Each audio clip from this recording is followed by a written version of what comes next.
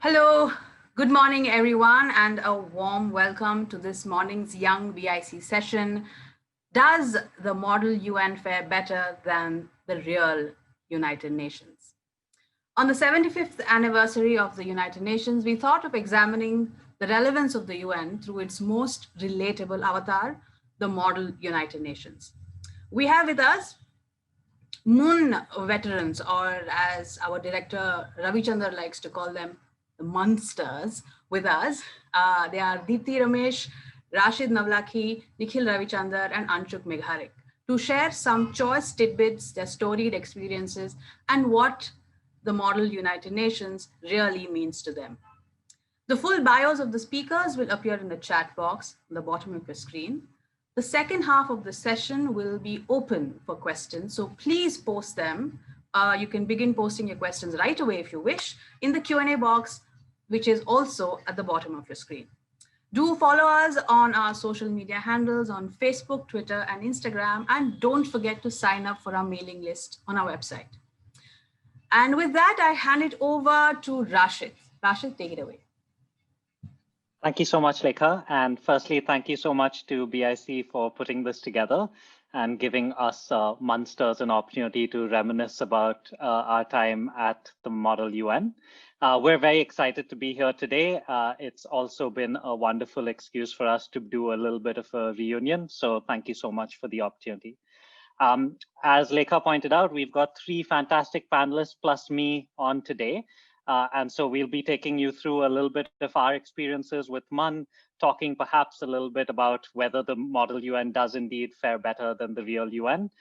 We've got one of the panelists amongst us who's actually spent some time at the UN, so he might have some interesting thoughts on that as well. What we're going to do is we're going to do it in proper MUN style. And so we're going to start with opening speeches and delegates. You have 30 seconds for each opening speech. We will first go to the delegate hailing from Sydney, Nikhil Ravichandar. I don't want to speak for the entire city of Sydney, but in sort of sticking to the theme, the delegate of Sydney is so my name is Nikhil. I don't think I'm gonna speak for the city of Sydney.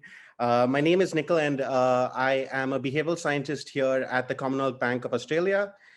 That's just a fancy way of saying I use large amounts of data to understand the choices people make, and I use theories from economic psychology and data science to better understand and hopefully make people's lives better in a financial well-being sense. I'm really excited to be here and to share my stories. And I believe over to Deepti. Hi everyone, my name is Deepti and I'm so happy to be here with all of you. It's really heartening to see so many young people interested in MUNs, though my last one, I gotta tell you, was over a decade ago, and I'm sure lots has changed since then. I did my first Model United Nations when I was in school, and the school that I went to was Sapphires. Go Sapphires! I now work with an NGO called Vani, and I work largely on issues related to child sexual abuse. I spent 5 years working with Amnesty International in India on women's rights issues. And I studied international public policy at University College London, which is where I met all of these, my favorite panelists, my co-panelists. And so, yeah, I think it's over to Anshuk. Thank you, Deepti. Hi, everyone. It's amazing to be involved with something to do with the United Nations or Model UN after all these years. It was a big part of all of our lives for a very long time through school and college. So my name is Anshuk Megharik. I'm a lawyer. I studied in the UK at the University of Leeds, which is where I attended most of my Model UNs. Nikhil and Rashid, of course, were there at a lot of those as well. I also had the amazing fortune of being able to intern with the Indian delegation to the United Nations back in 2011. This was when India had the presidency of the Security Council after a period of, I believe it was 21 years.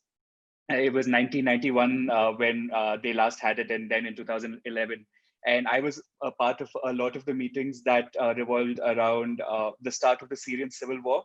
and also helped draft the first presidential statement that the UN ever made on the situation in Syria in 2011. So I'm looking forward to sharing all my experiences, and over to you, Rashid. Thanks so much, Anshuk. So everybody, I am Rashid Navlaki. I'm the founder of a company called Jigsaw Thinking. And essentially what we do is we help entrepreneurs on different stages of their adventure. I'm really excited to be here because upon reflection, I realized a lot of the learnings I got from MUN and those experiences I use with me every day now as well. So very excited to share my story, learnings, and perhaps a few bloopers along the way as well for all of you. Okay, thank you so much, delegates, for your opening statements. What we're going to move on to now is to our moderated caucus. It might not be as moderated as we have experienced over a decade ago, as Deepti put it. Thanks for making us feel old, Deepti. What we're going to do is we're going to go through, each delegate is going to share a little bit about their story and their experience at the MUN. Share about their learnings and whatever strikes their fancy. And the other panelists, in case you have any questions or comments, feel free not to hold back and just go for it.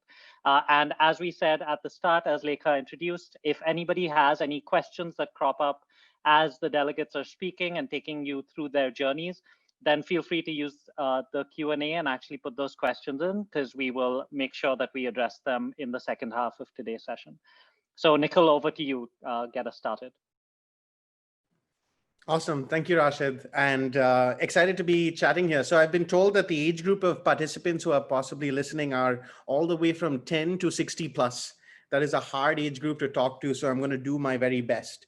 And the way I thought that I'd potentially do that is by telling you a small story, which was a large turning point in how I thought about MUNs and how I approached MUNs, but also it interestingly was like my last MUN. So I think the first thing to say is that growing up and whenever I did MUNs versus debate, I really liked MUNs because you got to wear nice suits. People were very respectful and formal to each other. But when it came down to the content, I always preferred debate to MUN because it was less rigid.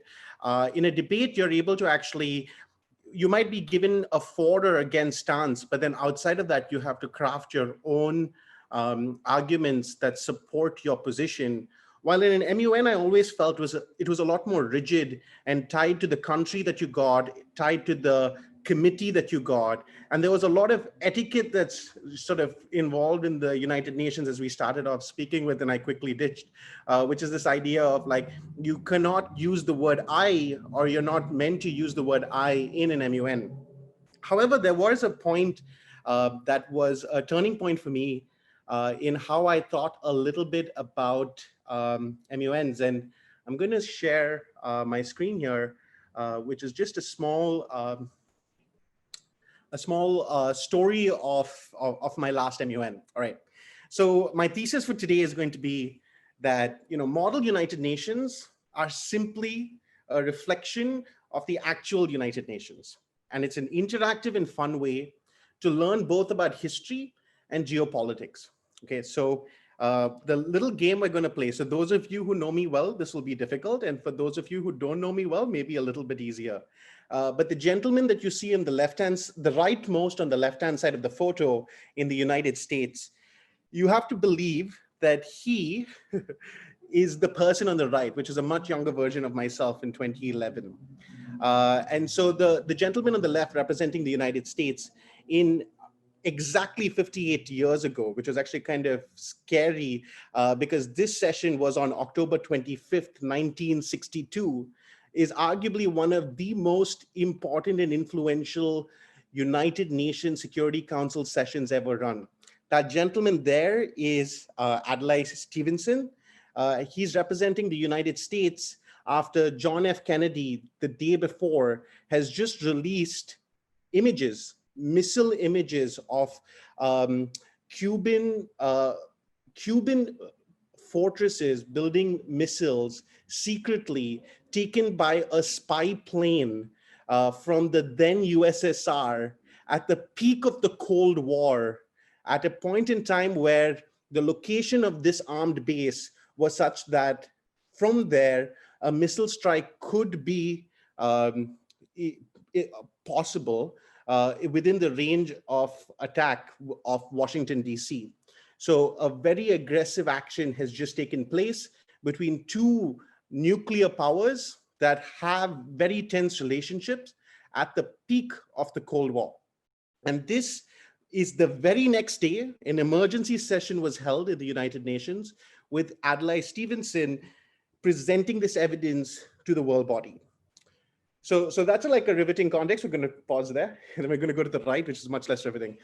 So the Oxford MUN, which is one of the oldest model United Nations and actually started well before even that date, 1962. It started closer to the 1920s when there was the League of Nations. They chose in 2011 to do a historical Security Council, which is a reenactment of the session on the left. And I was lucky enough that the role that I was given was that of the United States. And so I had to go in there, and I was essentially Adlai Stevenson, and you had to put forth and play out the procedures as is. Now, in that room, you still, of course, have the USSR delegate in there as well. And you have a wide range of activities that are still going on. There are crisis rooms and breaking news that's going to come through. And it was a very interactive way. But if you are like me, up until I was given this task of going in and actually playing Adlai Stevenson in this Historical Security Council, I never deeply engaged with the Cuban Missile Crisis. A whole other question about the Indian education system and whether we teach history well, but we'll come to that later or never. But in this particular instance, I had a chance to deeply understand the context of the significance of the moment, why the etiquette is important to ensure that individuals can still take part in discourse, and it's never a personal attack. So it's never Adlai Stevenson, the person, but rather the representative of the United States speaking to the representative of the USSR, etc. And it really brought to light this idea that MUNs in some ways are this reflection of actual United Nations. They're interactive, they're fun, we learn about history, and we learn about geopolitics. Now, one of the things that I mentioned is that this is a huge success. So we know that though the doomsday clock was closest to ticking to midnight on this particular day, because of really inspirational leadership on both sides, on the United States side as well as the USSR side, the entire situation de-escalated. So we had disarmament in Cuba, we had similarly disarmament in Turkey, and we had at the time established a very special telephone for direct communication between the president of the United States and the president of the USSR. Now, what does that mean for today, right? So part of me, and then sort of the thought that I'll close with here, and I guess it's also a little bit of a call to arms to everybody here, particularly the younger ones who can enact change. Imagine the year is 2030, and we're doing a historical World Health Organization session held on the 2020, April or May. The context there would be, there is a global pandemic. The US has just declared that they're going to defund the World Health Organization. There is a Wuhan independent inquiry led by Australia, but a range of nations that want a detailed investigation of what actually happened there. And we're still not even at the middle of the crisis. We're still in the early days, many lives still to be saved, many lives already lost. And there's a no confidence vote against the head of the WHO. There's fake news, there's Twitter, there's at any point in time in that session, if we're playing this historical one, somebody will come running in saying the US president has just tweeted something, and then everybody has to respond to that. It makes a bit of a mockery of the entire situation, but the reason I bring that up is that I think we're similarly in an inflection point where we have to ask ourselves the question, are these institutions still as meaningful and useful? Do we need to change them in some way? And can we use MUNs in a way to train why they're useful and then think about how we enact real world change? All right, with that, thank you. And I'll hand it back to you, Rashid.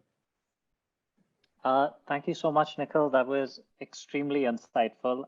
And I think having known you for a while, it's not a shock that the message ends with a calls to arm to question institutions and whether they need to change.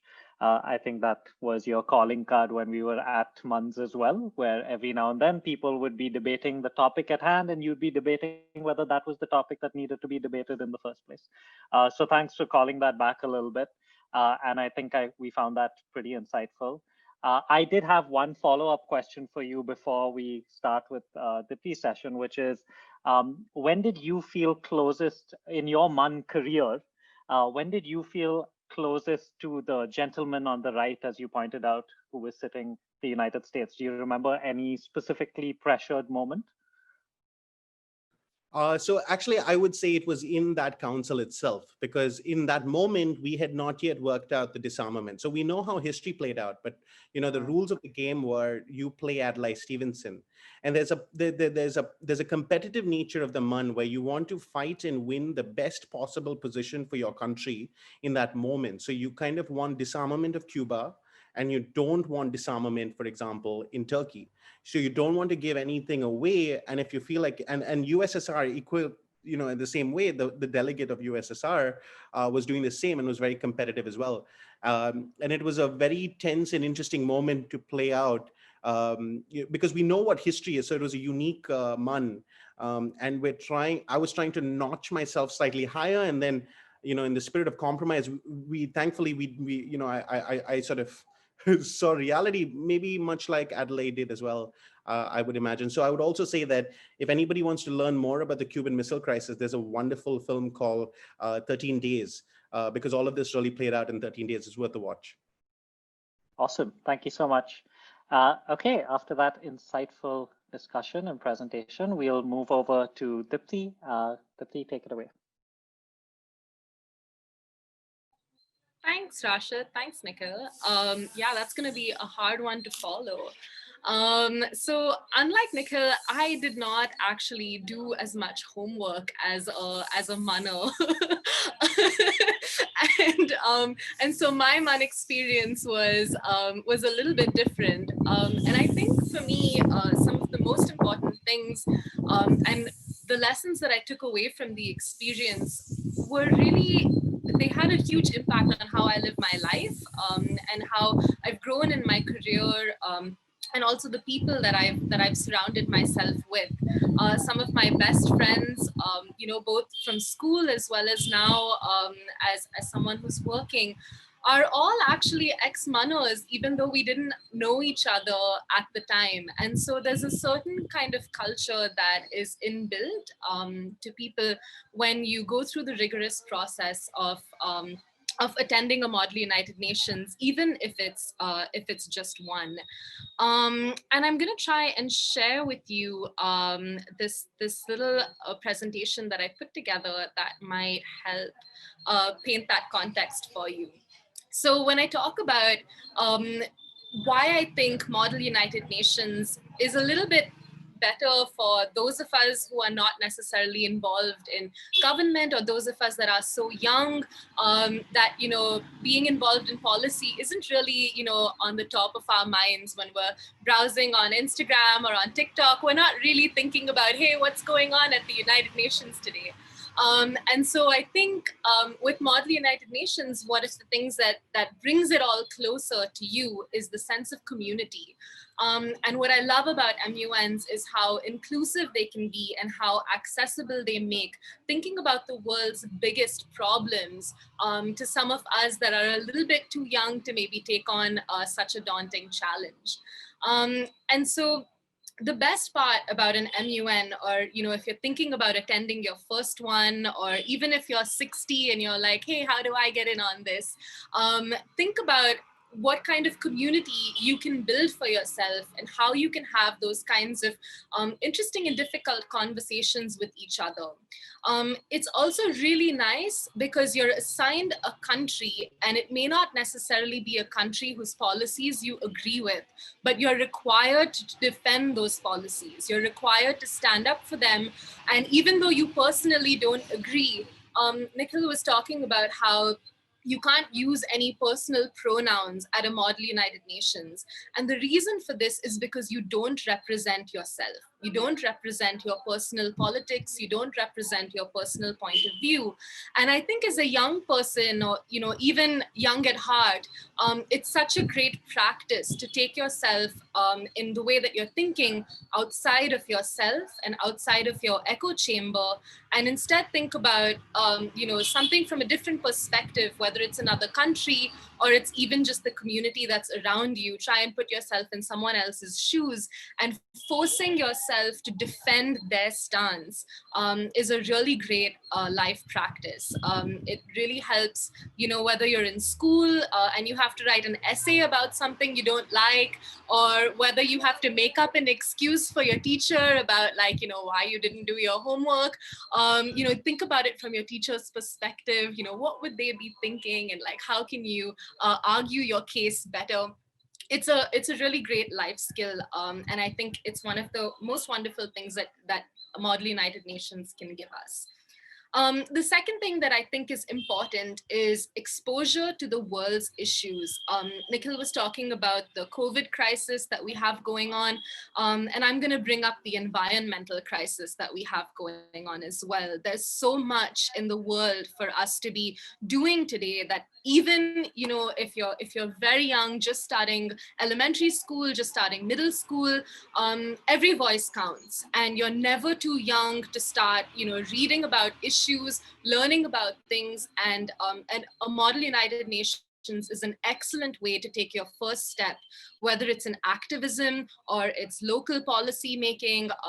However you want to change the world around you, it's a great first step to educate and empower yourself with issues that are in the world. And look to role models. I mean, we have Malala, we have Greta Thunberg. These are all really young people who have in various different ways exposed themselves to making differences in the world through government. And whether it's world government, whether it's large bodies that they run themselves, it's possible for us, no matter what age you are, to start learning about these issues and making a change. And on that note, I want to give you some other role models who've been, really influential in my life and in my journey. And they were all actually people I met at Model United Nations. So just give me 1 second. So the person you see on the screen now is actually one of my best friends. Her name is Aditi Verma, and she and I attended our first Model United Nations together, where we both represented the delegation of China. And it was a difficult time for us because we were in the 11th grade. We had a lot going on. We had to battle a number of people at our own school to get the opportunity to go and represent a delegation of China at a Model United Nations that was not being held at our school. And so after a lot of trial and error, we figured out a way to get to this MUN, to put together what's called a position paper, which is an essay essentially explaining our stance. And we also put together a country profile, which is a beautiful book that we made to illustrate everything about the country. And when we attended this first MUN, I want to say to all of the introverts out there, we didn't speak at all. We didn't raise our placard once. It was a very daunting first experience. But what I love about MUNs as compared to other formats of debate is that even those that don't necessarily raise your placards, you don't have to be aggressive. You don't have to, try and get your point across. We still won. We won for country position paper. We won for country profile. And so there are opportunities for, no matter what kind of personality type you are, for you to engage in the process and still come out a winner. The following year, we represented together, again, the delegation of Germany, and this time we were a little bit more prepared. And I want to tell the story here of the houses that we got assigned to. So I was assigned to a house called the IAEA, and she was actually assigned to a house called the ECOSOC, which are actual UN bodies. But she expressed to me that she was really interested in nuclear energy, and I wasn't at all. And so I agreed, and we switched committees. And it turned out that that was such an important and transformative life journey for her. She went on to study nuclear engineering at MIT, and she's currently the head of policy research and advice at the OECD Nuclear Energy Agency in Paris. So, you know, that journey, it started with an MUN, but it really continued beyond that. The next person I want to talk about, she's another, just such a wonderful person. Her name is Gopika Bashi, and she was an MUNer when I was at university. And she was a senior of mine. I was really too scared to be friends with her. But it so happened that we ended up working at Amnesty International together, and she was the head of the Women's Rights Campaign. And she actually represented a country, I think it was Vietnam. I could be wrong, but she represented a really small country in the ECOSOC one year when we were doing an MUN together, and she made it really all about issues that she cared about. She fought on the issues that she cared about, and she won. And you know, moving forward, she became a women's rights campaigner, and from Amnesty, she's moved on to Oxfam now, and she heads their women's rights campaign regionally. And so I think there's a lot that you can learn from a model United Nations. Whether it's better or not than the actual United Nations, I don't know. But for me personally, I think I love that the United Nations has a mechanism that's accessible and inclusive for us as young people to learn and to take those transformative journeys and make them our own. That's all from me. Thank you so much, Deepti. That was wonderful. And thank you for adding a personal touch to the story as well. It always helps all of us definitely relate a bit more. So thank you so much. I'll just open it up for a minute to the other panelists, Nikhil and Anshuk, in case you have any questions for Deepti at this point. So, Deepti, when you talk about all of the experiences, you said the second person represented a small country. How do you think MUNs played out for you in terms of representing? Did you prefer representing a smaller country or a bigger country? That's a great question. And actually, so we founded a number of MUNs, these friends of mine, and I and Rashid and Nikhil also were a part of this.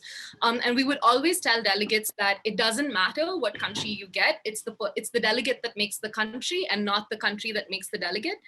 That being said, I've always done a better job when I was a smaller country, because for me personally, it's easier to be the underdog and come out on top when no one's expecting you to be any good. But when you take on a country like the United States, for example, a lot of people come prepared to an MUN to take down certain countries, or they come prepared for countries to have a particular stance.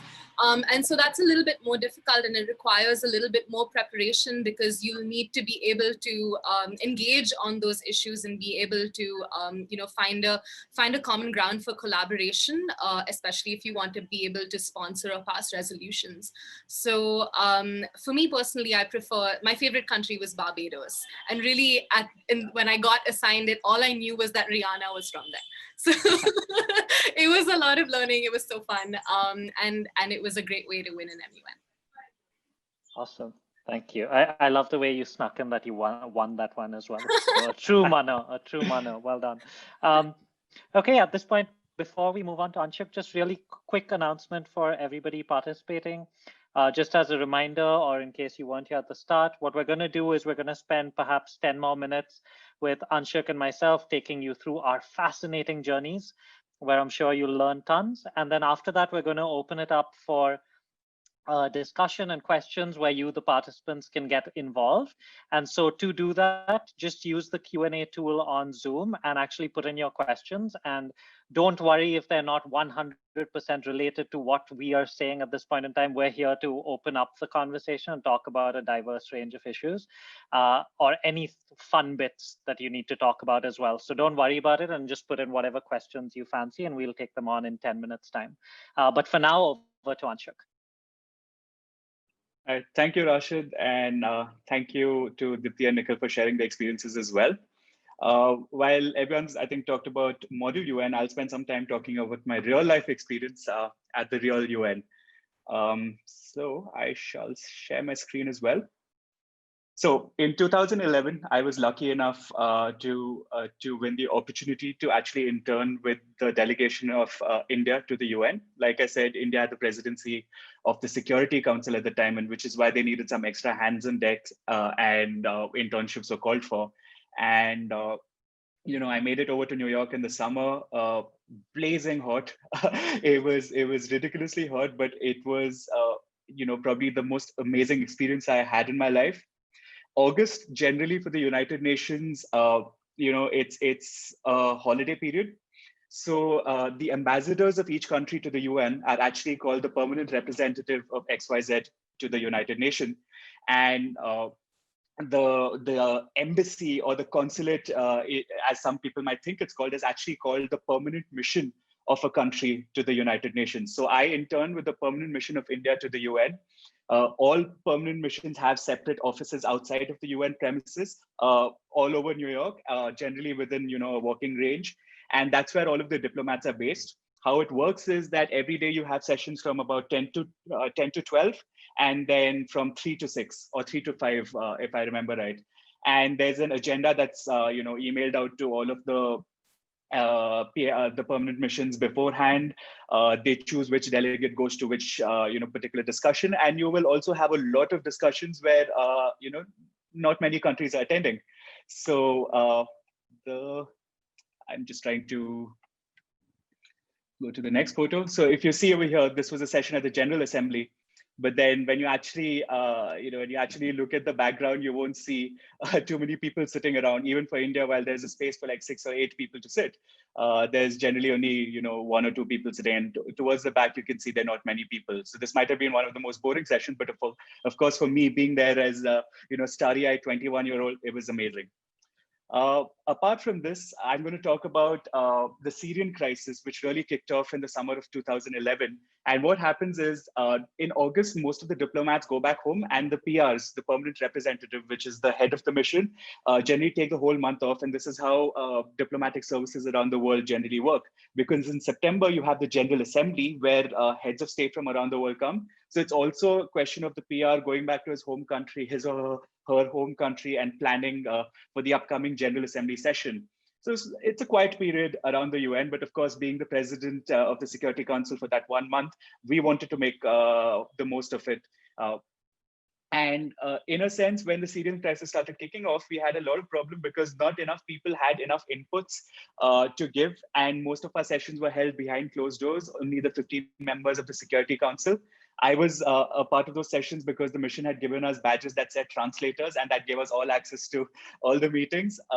And the most satisfying thing that came out of that entire that entire process was this. This is Presidential Statement 16 of the of the Security Council of 2011. You can see up here it says SPRST 2011/16, and this basically talks about the crisis that's kicking off and what the Security Council feels about it and the kind of discussions have been had. A lot of you who are familiar with MUNs might be wondering why didn't we pass a resolution, and that is the crazy thing about what happened there. So when the issue came up, all of the 15 members agreed that yes, this is of great concern. We must do something about it.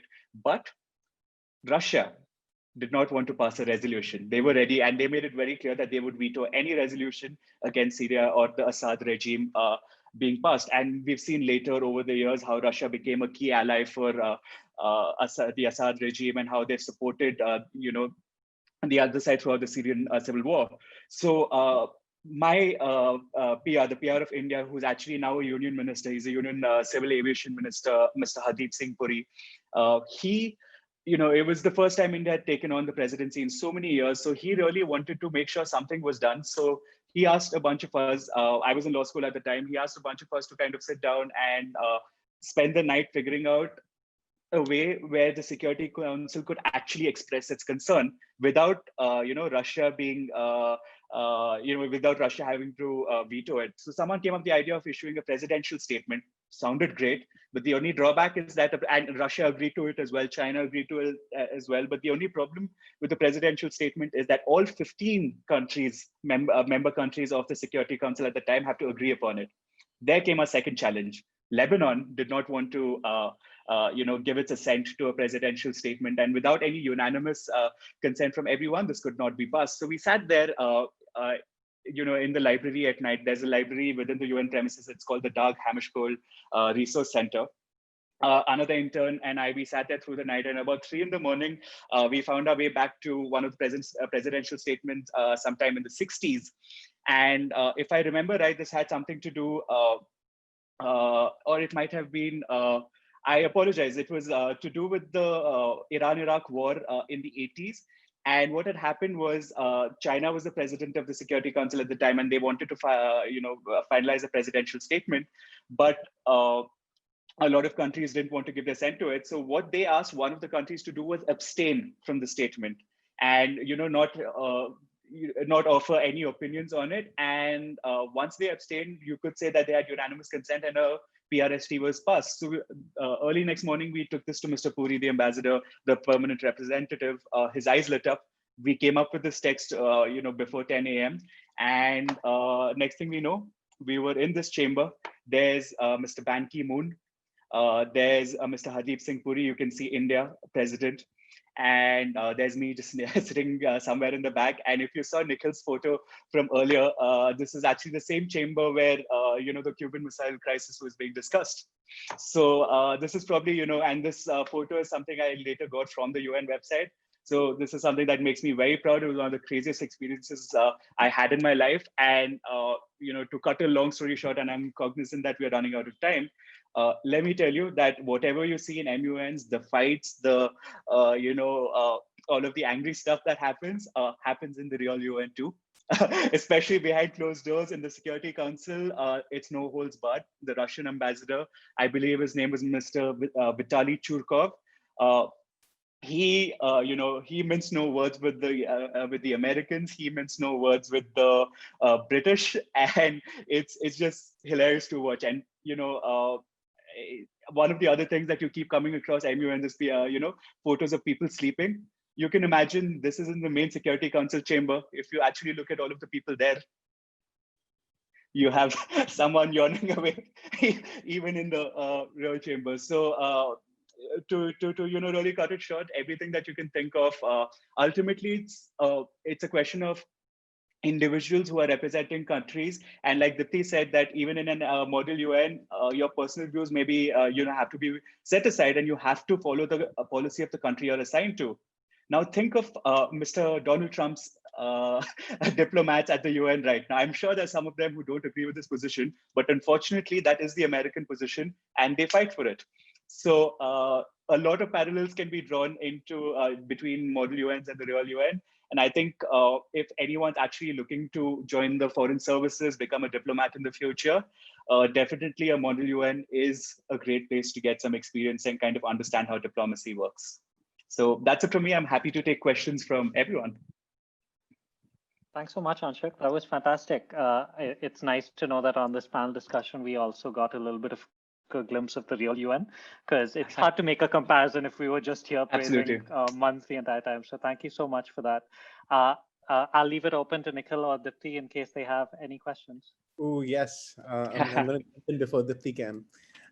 So Anshul, I actually have a double barrel question. So the first one is, you told me about how other people found different sessions boring. So I wanted to hear from you, what about the UN did you find most boring and tedious? But then the second question is, I guess you said starry-eyed 21-year-old. Has that inspired you now to take up potentially a career in the years ahead in foreign services? Right. So for the first question, for me, every session was amazing. Just being a part of it, just sitting in that chamber, listening to, these amazing diplomats from around the world talk, it was amazing. There are certain sessions where, a country's priority may not be may not involve the the topic that's being discussed at a particular session. They may not have anything to do with it. For example, if you're talking about a tiny Pacific island nation like Palau, and if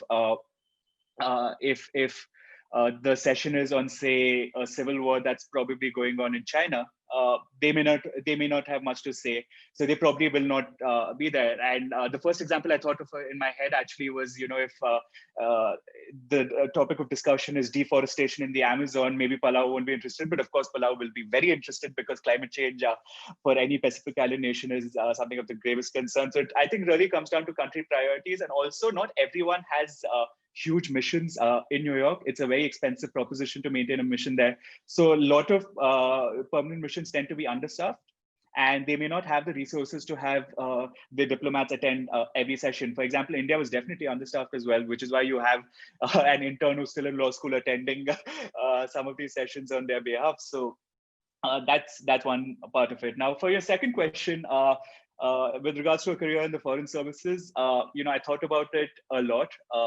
The civil services exam is probably one of the most daunting exams in the world, and I probably didn't have it in me to sit down and study. I didn't end up attempting it even once. But then, you look around and you sit through this pandemic, and it's probably one of those things that make you realize that, if you're part of the civil services, whether you're a diplomat, whether you're an IAS officer, police officer, tax officer, whatever it may be, I think you can make significant contributions and impact the lives of others. So, it's something that's crossed my mind many, many times. And I do encourage, all of the youngsters listening here to look into a career in the civil services, and especially if you're interested in the UN.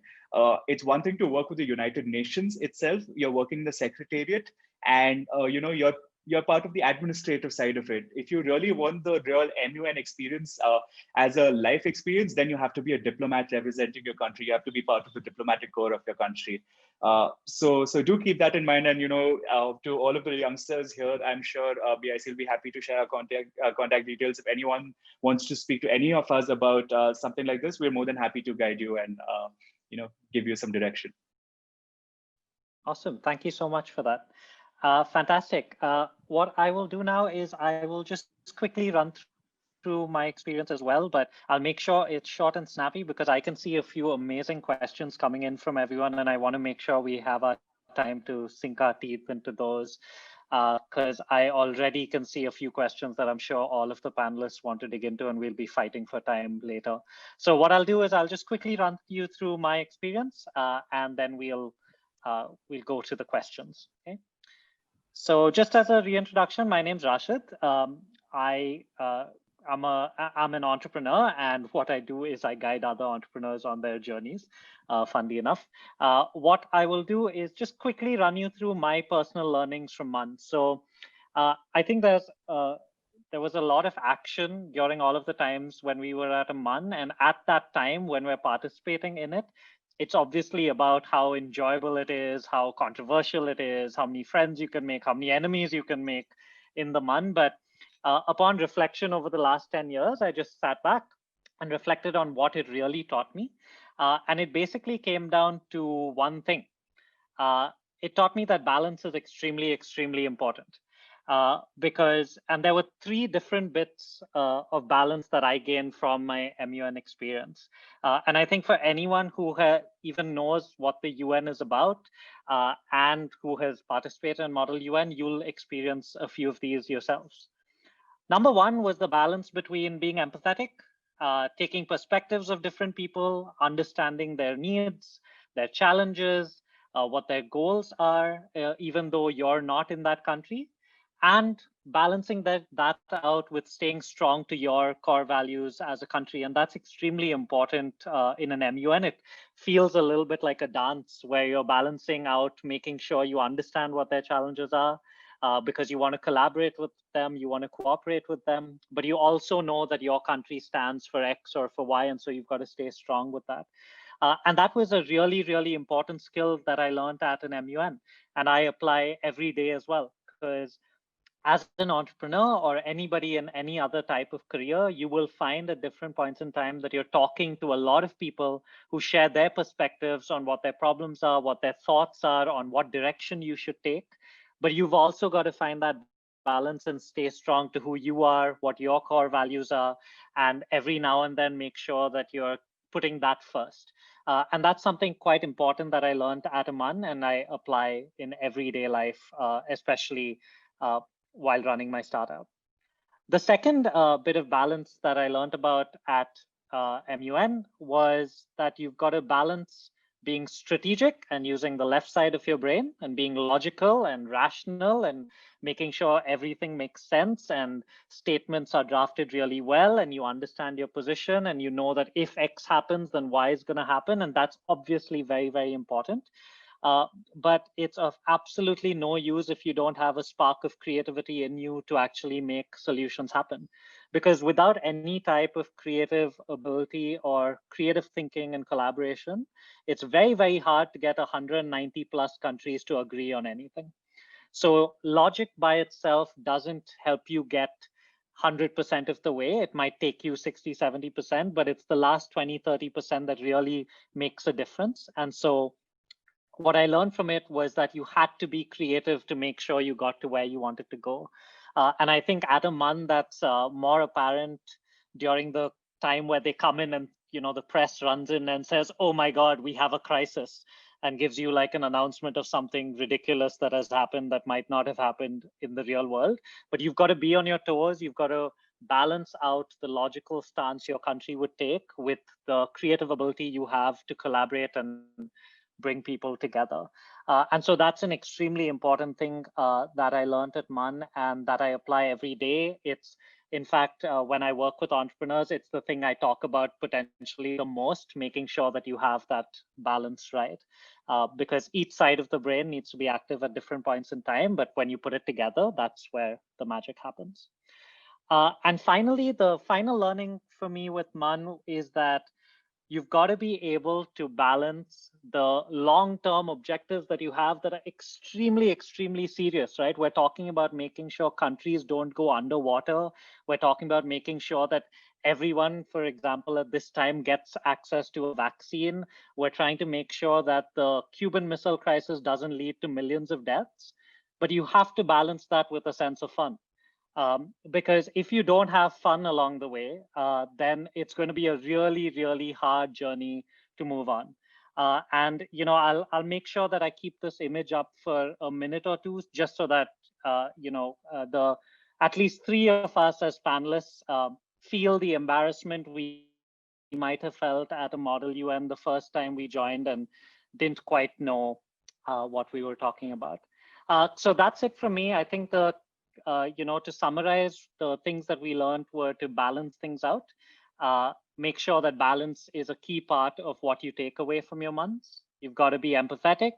You've got to use your left and right hand side brain. And you need to make sure that you have a ton of fun along the way, because without that sense of fun, it's really hard to keep going with serious issues. And so what I would say to all of the young participants over here is don't just focus on your performance at the MUN and the awesome stuff that happened and the friends you made and the notes that you passed. All of that is great fun and definitely enjoy it while you're doing it. But spend 5 minutes at the end of every MUN just reflecting on what you learned, what you observed, because that will go a long, long way in helping you in whatever career you choose. Yeah, so that's it from me. And what I'll do is just open it out in case the other panelists have any quick question, and then after that we'll move to the audience question. I have one. Go ahead. Yeah. Can you talk us through what your strategy at an MUN was? Was it more collaborative or was it more confrontational? And what have you changed since then in how you work now and what you advocate for now? That is a fantastic question. I think initially when I went to a MUN, and it definitely followed a bit of an arc. When I used to go for MUNs, when I started out, it was all about, I need to make my country win. And so confrontation was the automatic mindset I think went into, which was I have to confront people and make sure that I win at the end of it. And so that's what I started off with. But over time, it was very apparent that all of that confrontation is, you know, fun while you're speaking and people are going ooh and ah, but it's totally pointless because at the end of an MUN success is measured by whether you pass a resolution that helps you and other countries as well. And so without that sense of collaboration, nothing's actually going to happen. So I think, once again, unfortunately, the answer is balance. Stick true to what you have, stay strong on that, don't compromise on that.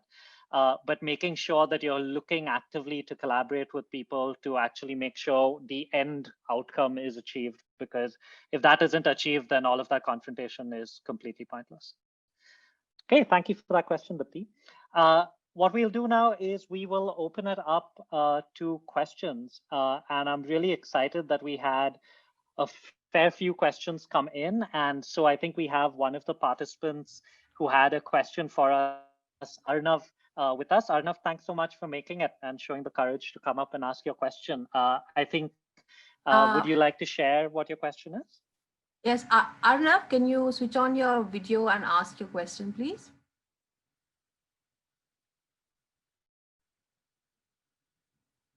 Hey, Arnav. Hi. How did you prepare for MUN? That is a fantastic question, and I have a sneaky feeling you'll get different answers from everyone. So you can pick what you want from it. But Anshuk, why don't you kick us off? Sure.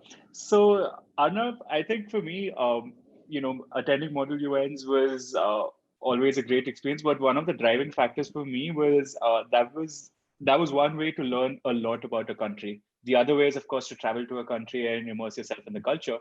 But the only way, I think, and the best way to approach, no matter what committee you're assigned to or what specific agenda topics you have, is to start reading about the country itself. Start learning everything about the country, how they, what is important to them, how it relates to the kind of topics that are being discussed, and what their history or how their history might impact their current engagement levels at the UN.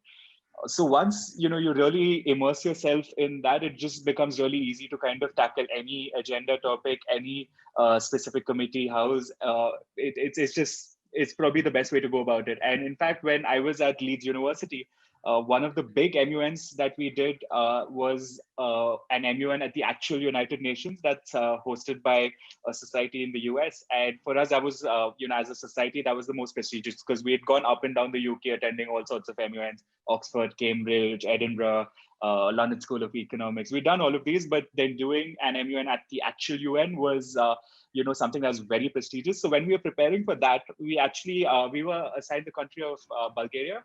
So we actually reached out to the Bulgarian embassy in London, and we took our delegation, the 10 people that we chosen to represent our university. At that session, we actually took them down to the embassy. The diplomats there were very cooperative. They were very happy to help us out. And we spent the day there, learned a lot about the history, and we'd already shared what topics we were going to be discussing at the MUN. And they gave us, an insight, kind of an inside track into how to prepare for that. So that also tells you, like,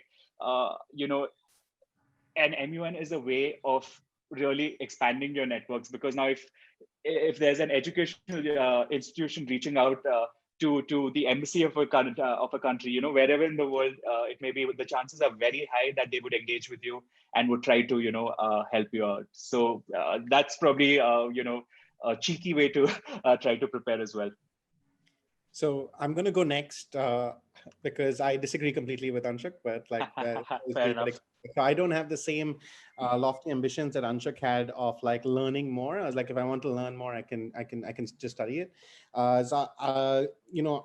Cotton's was unapologetic. So Bishop Cotton Boys School, where Rashid, myself, and Anshuk went, about being competitive. So for me, I approached an MUN to win. And so I'll walk you through essentially what I did to do that. So I took a few minutes, so I wrote down some notes. Okay, so the first thing that actually what I would do is work out which country you have. And I think what we used to do at the time, so we're talking 2008, Wikipedia was terrible. So we would go onto like the CIA fact book on the country and like look and learn. So earlier some jokes were being made about encyclopedias. What's that?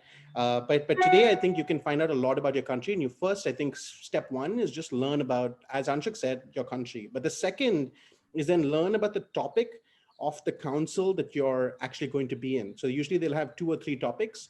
And you kind of have to work out all of the topics and which of the topics you actually like the most or are resonate with you and resonate with your country's position. Then you need to work out sort of which council you're in. So, and then the history of that council and what they usually tend to do.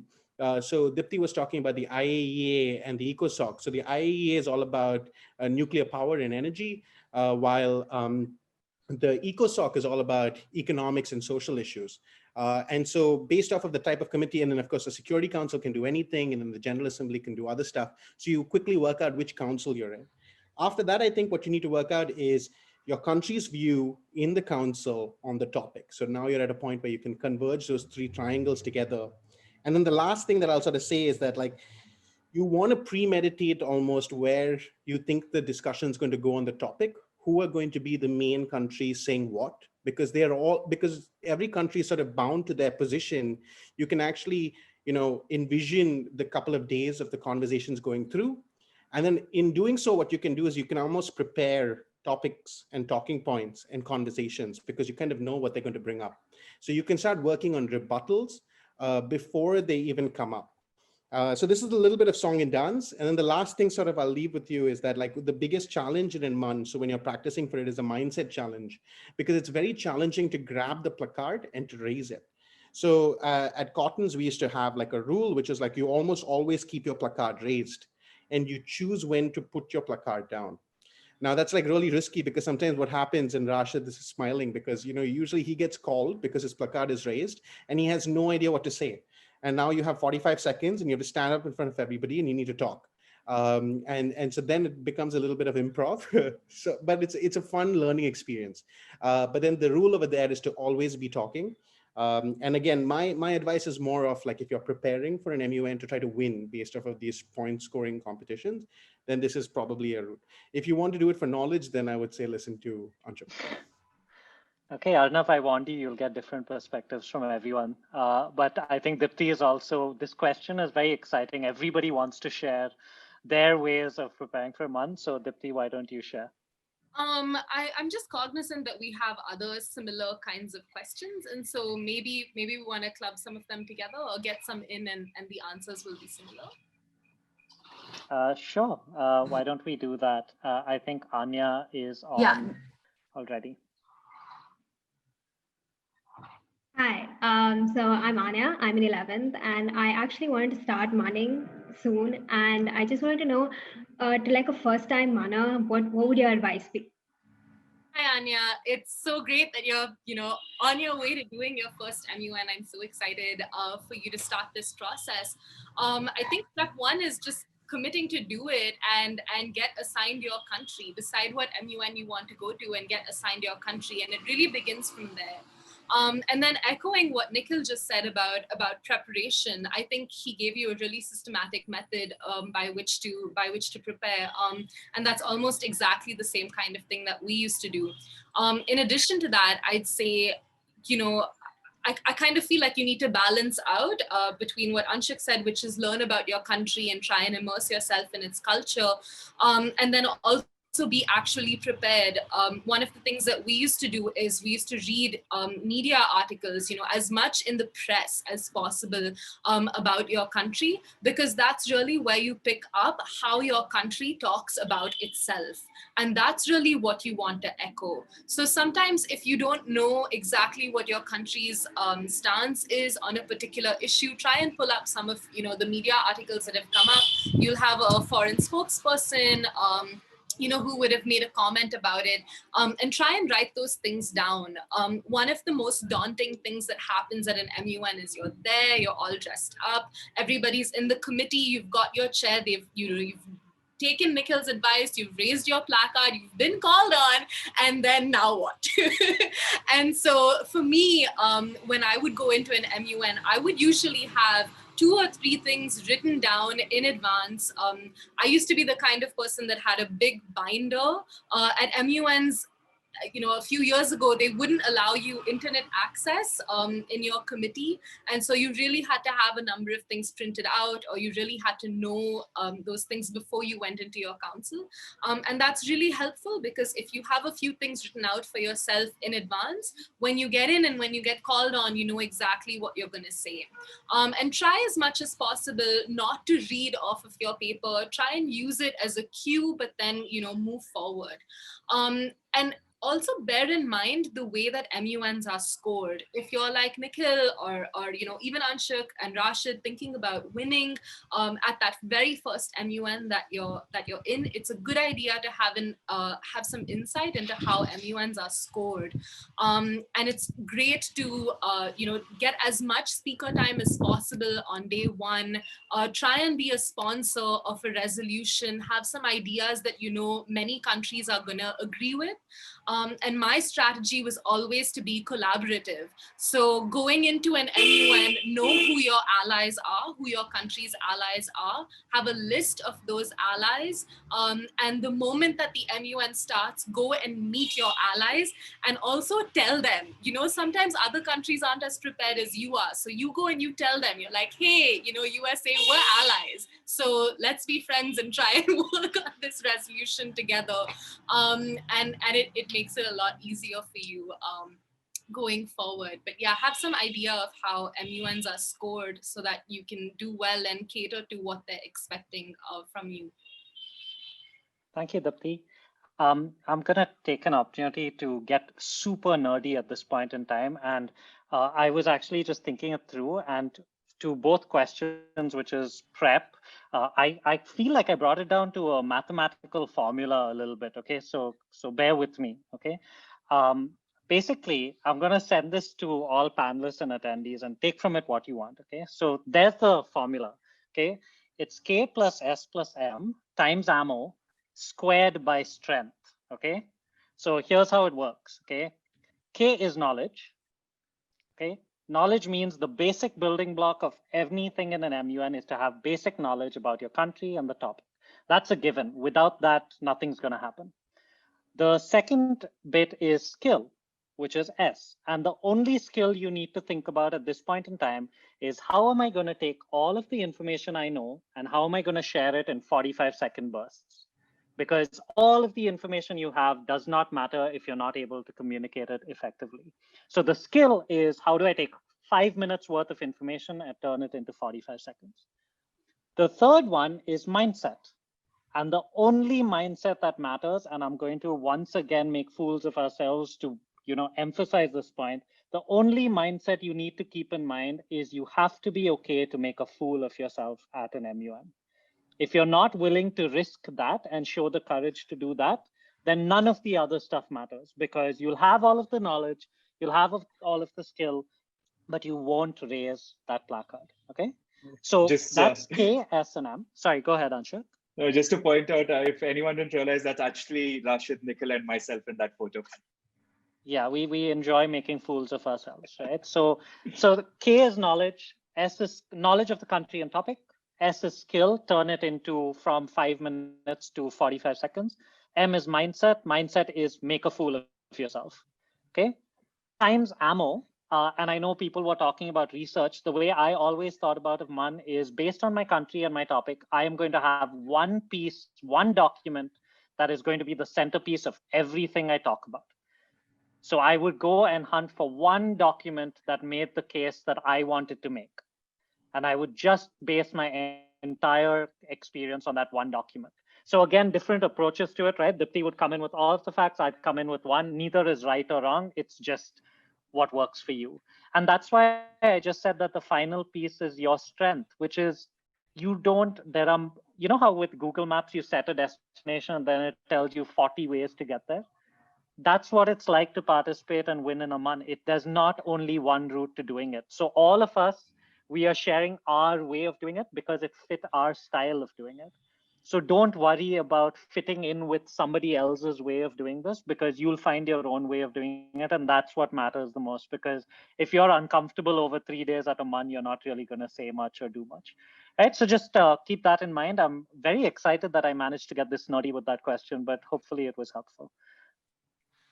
Uh, Varun Hemachandran, I think you know him, and he says that it was great doing months with some of you and connecting later through your work. The greatest value he's attained from months is the amazing network of friends across India and the diversity that comes with that. But what's really missing, he says, is the non-English speaking crowd.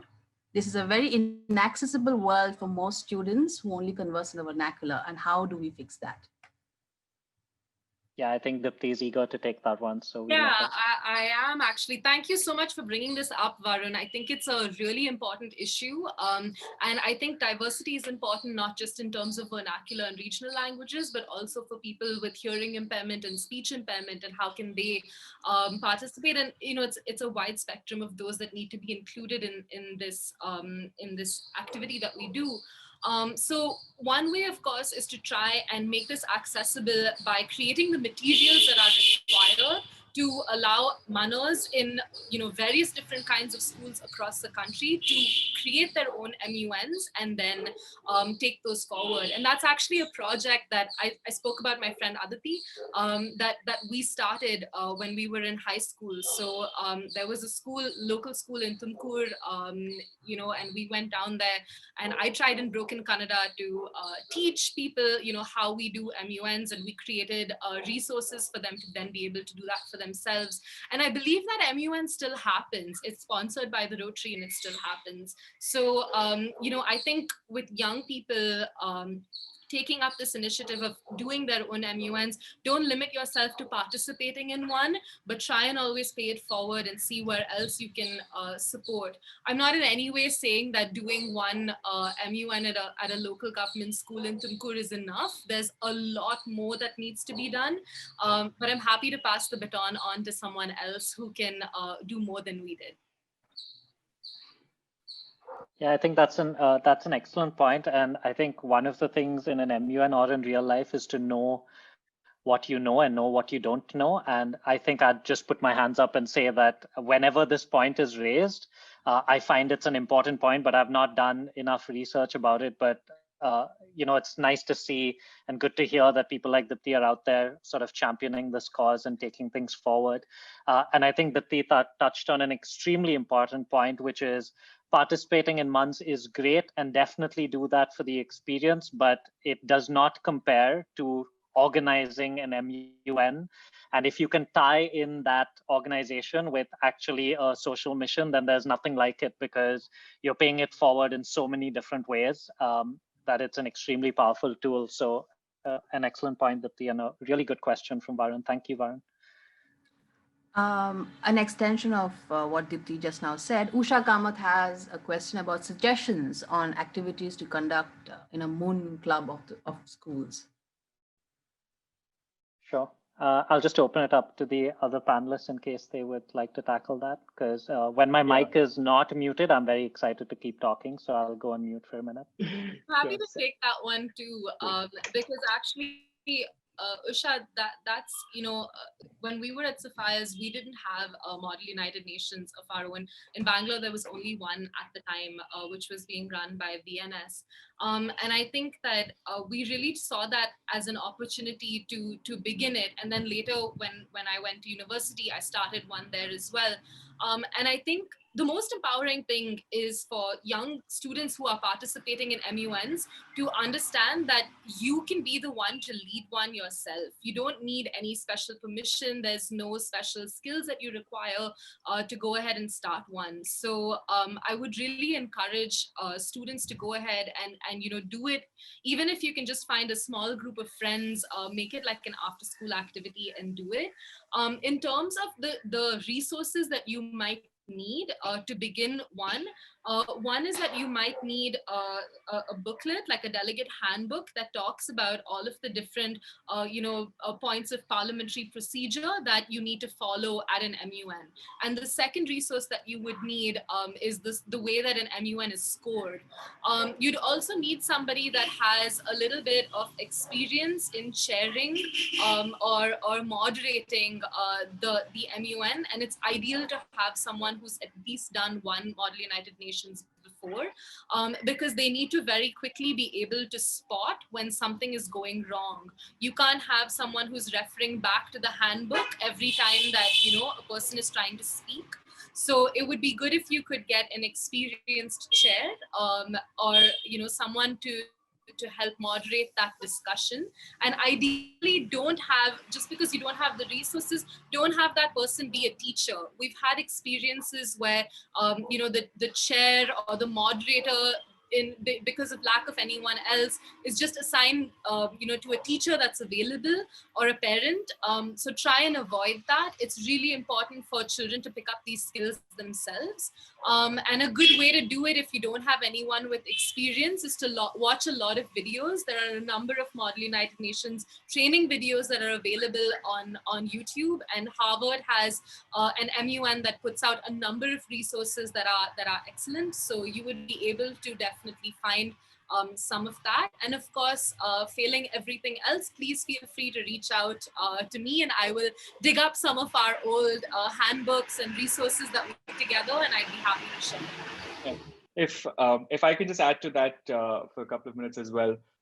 If I understand right, if you're looking to start a MUN club at school, of course, hosting a MUN itself is probably the epitome of having a MUN club at school. But to start with, at least if you can put together a pool of individuals, students who are really interested in the UN, and probably have a weekly meeting. This is what we used to do at Leeds Uni. So at Leeds Uni, a friend of mine and I, we had a UN society, in the year that we joined, but it wasn't very active. There were about only 10 members in a university with 30,000 people. So the next year, we stood for elections. We became president and secretary of the association, and we built up the membership to about 400 people. And then we'd have weekly meetings, and we would set out, we would send out to the entire list of members. We would send out an agenda topic, a very basic topic, probably just 2 or 3 lines, that would be discussed at that week's session. And we also sent out a list of countries that would be involved in this, and people were free to pick up one of these options and then represent that country at that week's session. And what that did is, over the course of a year, we were attending a lot of external UNs, going to other universities, and it culminated with us going to New York for an MUN at the real UN. But all of that prepared us to actually host a Model UN the following year, because without having that pool of people who are really aware of how this works and are really interested in it, because organizing an MUN requires a lot of organizational manpower as well. So you need to have a pool of students who are very keen on and very familiar with the entire MUN and UN process. I want to jump in as well, and then sort of also add a little bit of a curveball here. So I agree with everything, but the question is, I guess, so why would we start a MUN club? And so what are the skills we're trying to teach students, right? So on the one side, it's geopolitical and history and understanding of politics and the dynamics that exist there. So public policy. And then the other side is actually also a piece around public speaking and confidence. And then also finally, it's about potential future career pathways that people might take. And so one of the things that Rashid and I did when we were at Cotton's was, I think both of us, or at least I was very keen to explore a law career. I finally chose economics later. But one of the things we did is we actually explored a moot court concept where, we use the same idea of it's a mock something, but we simulated a courtroom with a legal case, a judge, sort of a defendant, a jury. And so essentially what you could do over there is show people also what it might be to be a barrister and to essentially fight a legal case and then explore. So a lot of the people who end up at the UN and who go into foreign services, much like Anshuk, Anshuk, I'm sending you to the foreign services, but have a degree in law. So while he was at Leeds University, he was studying law, and a lot of the people who actually get into a UN as well go into law. So starting a society, doing the events that Anshuk's talking about, and understanding the skills that we're trying to give the students, and then also exploring, therefore, small parallels, like a moot court for 1 month. So people get that experience of what is it like to be a lawyer? And that might actually inspire some people to go down a career pathway. Yeah. Or a mock parliament is another way of doing this. That's also a very fun event to have. Thank you, guys. Our last comment for today, may I call on Sri Lakshmi Guru Raja? She is a friend and guide at BIC, and she's also been an advisor at the UNICEF. Will you please switch on your video? Hello, everybody. Good congratulations. All of you, you need to address yourselves as your excellencies because you all did a fantastic job. And I just want to add to what Nikhil said. It's not I, it's we, but then you have to prefix everything you say as the honorary delegate or your excellency. So that was one thing. I mean, it's just that I've spent 10 years in that big building on First Avenue in New York. So I just wanted to share one other fun part of it is all the discussions take place in the coffee shops. That discussions Awesome. do not happen in the Security Council table or whatever. So the coffee shops are the ones, and you have several of them, whether it's Vienna or whether it's Geneva or New York, is most of the discussion. And then, of course, I think one of you mentioned this thing about groups. These different groups, everybody knows what the other person's going to say. So how do you overcome your own bias in that? And like I said, diplomacy is not easy. You have the smile on your face, whether you mean it or not. So all of you honorable members out there, good luck. And the UN needs young people's voices. Please join the movement to refresh, reinvigorate, reform, restructure the UN at this time. Thanks a lot. It was a really wonderful experience listening to all of you. Good luck. Thank you, ma'am. Thank you, ma'am. Thank you, Shri. And well, it has been a great Sunday to do some MUN Ki Baat. I apologize. Thank you, guys. It really has been such an inspiring, fun session just to listening to you all, and also I'm leaving feeling a little bit left out, hoping that I would have done this when I was younger. But well, we will hope that young people are watching now. Start one, Lekha. Start it. Start one. I will start one. Thank you, Deepti, and I'll come to you for advice. Thank you, guys, and thank you for taking the time. Thank you for all those, for all that homework, Nikhil and Anshuk, and Rashid. Thank you for holding it all together. And Deepti, thank you for what I thought was a lovely reel of role models that you put out, and all of us will work towards that.